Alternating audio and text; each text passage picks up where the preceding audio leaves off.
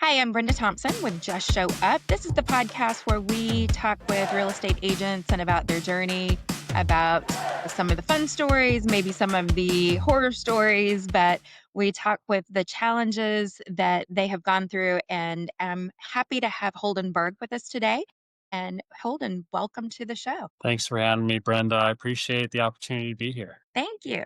Okay, so we really do open it up by talking about your journey. What's been your journey to start in real estate and your journey while licensed? Yeah, so in short, how I got into real estate is one, when I was a kid, I remember my family moved multiple times. And so early on in life, it was one of the first kind of careers or professions that I was introduced to. And so just fast forward, give or take 20 years, uh, when I had kind of gotten out of college. I went to a Catholic seminary. That's a fun story for another time, but really wanted to be a part of people's lives in an impactful way. And so, in short, I remembered as a kid what it was like to have a realtor that like could walk my parents through the process. And like as a little kid, you really pick up on if your parents are stressed or if they're going through a hard time.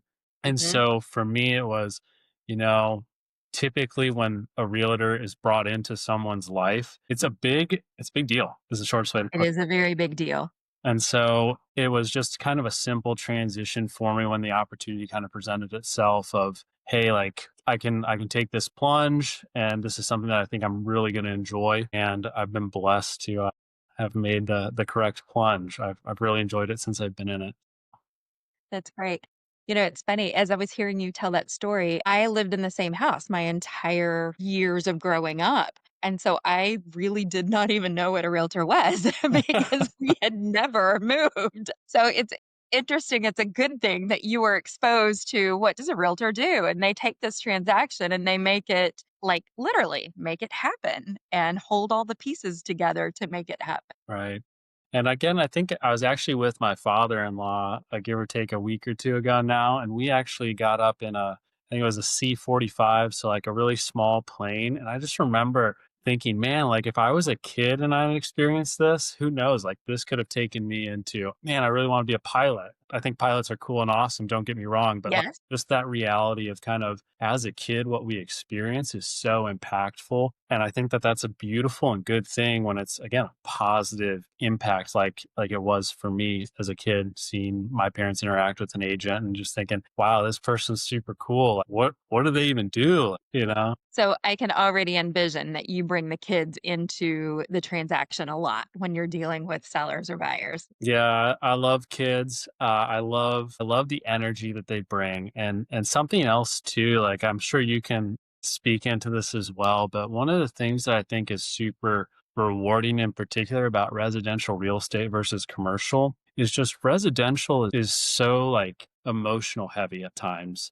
and I think that that's something where don't get me wrong, it can be a lot. But it's so rewarding, right? Like when you're working with a first time home buyer, you're working with someone that has three kids and they've been in apartments their whole lives, and just that transition from actually just a real quick story if you don't mind, but I remember during kind of the wave of 2022 when we were getting multiple offers, and a seller, in short, I know this was not me, it was another agent out of my office, but they talked about it that they won the contract because their client was a first time home buyer and Mhm. they had two kids that were both going, I think both in high school.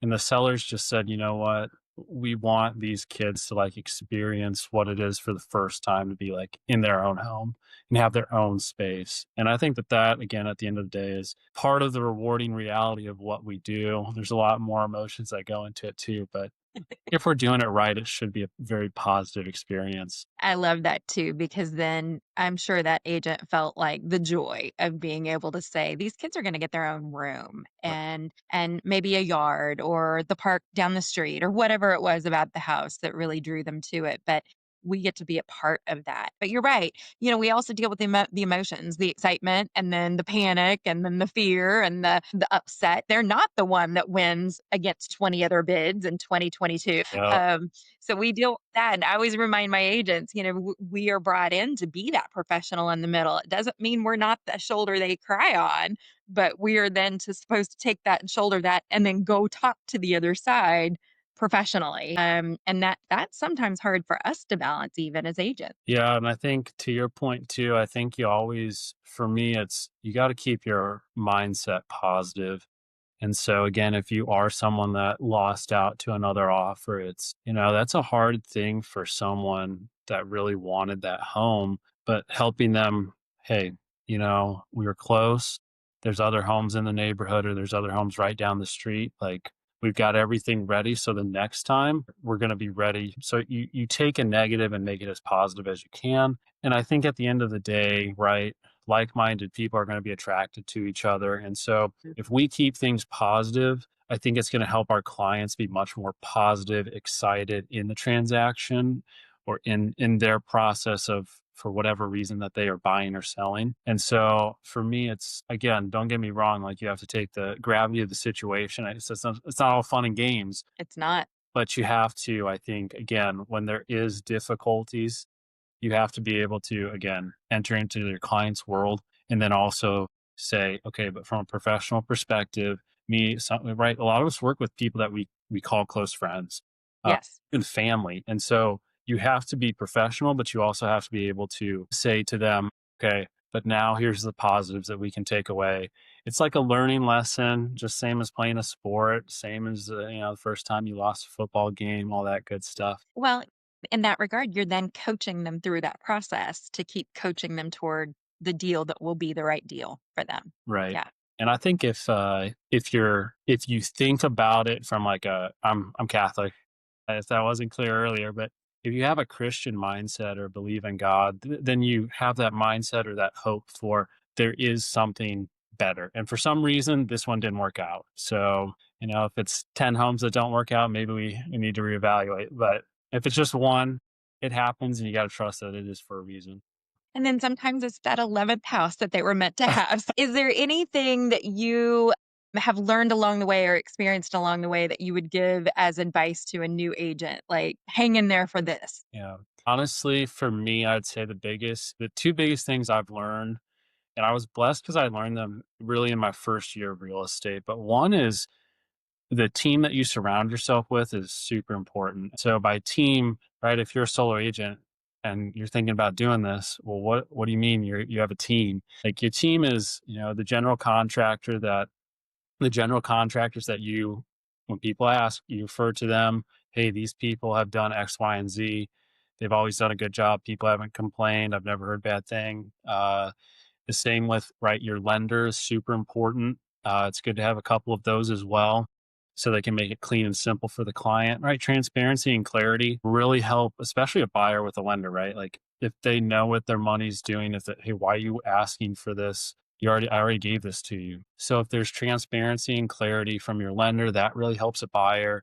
Title companies are super important as well. But anyone, honestly, if you know a couple moving companies, that's also another one, right? Because that's kind of a forgotten thing. It's almost like an unforeseen cost.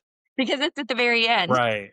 It's like, we just closed, great, we're done. And you're like, but wait, now we gotta get the moving, like coordinated and all this stuff. So all that to say, if you have good contacts that again operate from the same mindset that you do, and they're gonna take care of whoever I like give their number to, that's a Mhm. huge benefit to you because that reflects super well on you. And that also again makes the whole experience for the client, which at the end of the day, we're doing this for them. It Yes. makes it much better. The second thing I would, I guess, say to a new agent or someone looking into potentially getting into real estate is early on, it's really easy to chase any lead.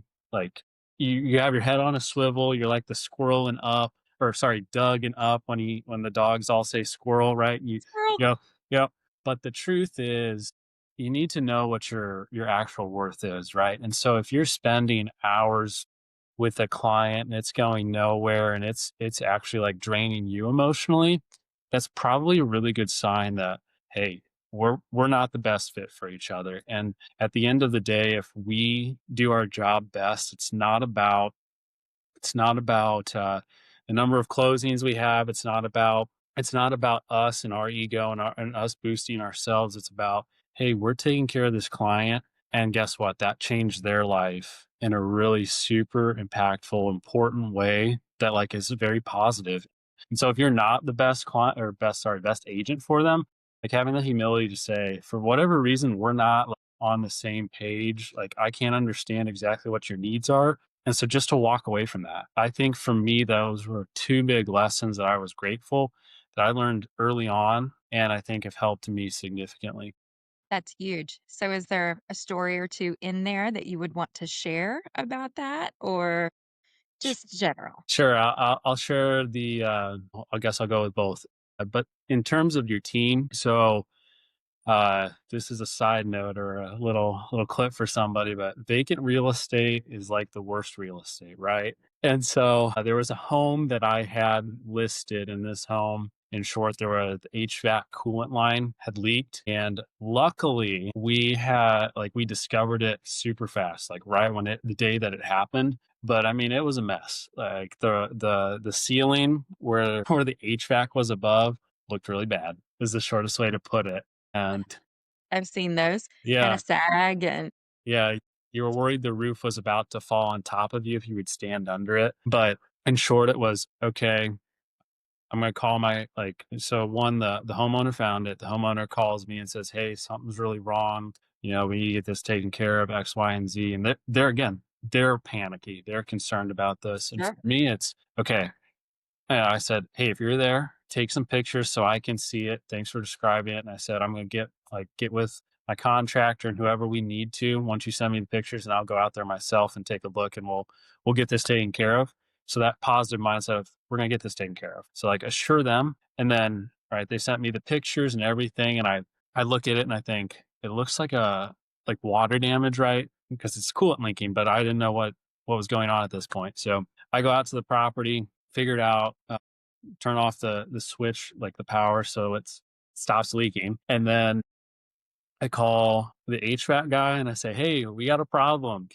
When can you come out and fix this?" I'm like, "It's really bad. I'm going to send you some pictures." And so, because I had a good enough contact where I send him this and he's like, "Oh, this is something that needs to be addressed." It's not just like, Mm. "Hey, can you tune up our HVAC? Summer's coming." Right. So he had okay, this is legit. We need to get this taken care of ASAP. And then I also called my general contractor and said, "Hey, here's the situation. Here's what's going on. When can you get your guys out here? And what should I do?" Because at this point, again, the moisture has saturated the drywall and the ceiling. And so it has dripped down into the floor. And it's like, okay, how can we clean this up and make sure there's no water, like coolant damage? And he's like, okay, here's some stuff that like go to Home Depot right now, rent this fan and this other thing. And he's like, wipe up the water that's standing, but leave that in that space so it cools it. And he said, "I'll have Mhm. my guys out here first thing in the morning." And so that reality of, okay, we had a catastrophe, and if we didn't catch it in time, that could have been really bad, right? Mold could have grown. Yes. The flooring would have needed to be completely replaced because of the water damage. And so because we caught it quick, that was a blessing. And then also because we acted quickly of, okay, we got to drop everything and move and take care of this. Everything got resolved at a much lower cost than it could have been. And it got resolved to where, okay, I put the listing on hold for 48 hours and then we were up and running. So, and then when everybody asks you, you're like, "Hey, there was an HVAC issue. We just wanted to get it fixed," which is the truth. Which is the absolute truth. But you were the one that they call and you jump into action on their behalf alongside them, like with them, jump into action. And at the same time, you're the voice of reason for them. So I can only imagine the panic that they were in and you were able to calmly guide them. I find I do that with my agents a lot too. They'll call with when they're in that situation and it's a panic of, "Oh, Brenda, what do I do?" And I'm like, "Okay, let me ask you 5 questions. And now here's what to do." And it really is. It's just listening, paying attention, and thinking of what the next steps are to do and getting it done as quickly as you can. We put out a lot of fires or We do. soak up a A lot lot of of water. hats that we wear for sure. Yes. So is there anything that would be that you find that we have to do because those calls don't always come Monday through Friday 8 to 5. Yeah. Is there anything that you do or find that you have to use as a tool for that work-life balance? Yeah. So for me, also, and this could be good for a practicing agent or anyone new, a book that really helped me in real estate was it's called Ninja Selling. And in short, it has, I have that somewhere around here. yeah, Yes. it's a fantastic book. And I do one of the brokers, yeah, Seriously. there it is. Yeah. And we did not plan this. But truthfully, I think if I'm following I think it's 5 daily habits and then 4 weekly habits that the book suggests. And so the book is written, so anyone that hasn't read it or heard of it, it's written by a real estate agent out in Fort Collins, Colorado. So in short, he has years of experience and he kind of says, "This is how I succeeded." And so his 5 daily habits are start with gratitude, which I think is big in whatever career you have or whatever you're doing. First off, right? Like be grateful for what you have. It's easy if, man, I haven't made a sale in 2 months or whatever. Shoot, like I have nothing to be grateful for. And there's plenty to be grateful for, right? The Bible says if you have your health, then you really have no reason to complain to God. So, anyways, start with gratitude. He recommends, I believe, 2 thank yous a day. So, somebody that you encountered yesterday. So, for instance, you and I could write each other a thank you tomorrow because Uh-huh. we're connecting, we're working together. Mhm. So, and then the third thing he I believe recommends is scheduling your day and just following that schedule. So you know what you have to do. You have your attack plan. Now go execute on it. Don't get caught up in I'm going to scroll through Facebook or Instagram. I'm gonna watch 1,000 YouTube videos. You know, we're all guilty of that, but follow the schedule. And then he also says, I believe, focus on your hot clients. So the people that you're actively working with. How can I help them today? How can I communicate to them? This is what we need to do next, or this is where we're at. It's okay that no one's bombarding you with anything. Like this is just a natural part of the process. And then the warms are people that I believe he identifies as you could be doing business with them in give or take 90 days or less. So those are people that are growing families. Someone died in the family. They're talking, excuse me, in DFW here, they're talking about how horrible their work commute is, Mhm. things like that.